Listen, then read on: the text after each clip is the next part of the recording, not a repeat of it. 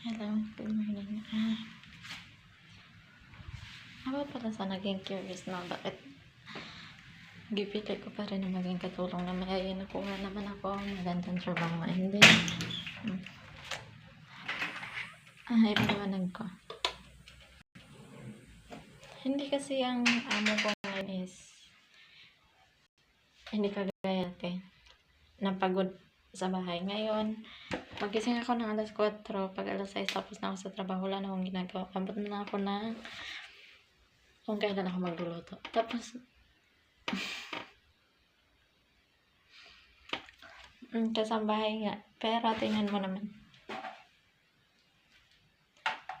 Naka-aircon ako. And then,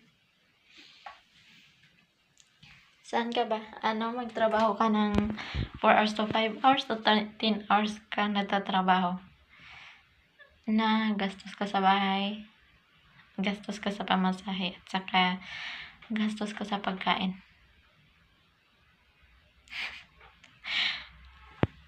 Baka sa sunod, maghanap ako ulit ng trabaho, stay out. Ha?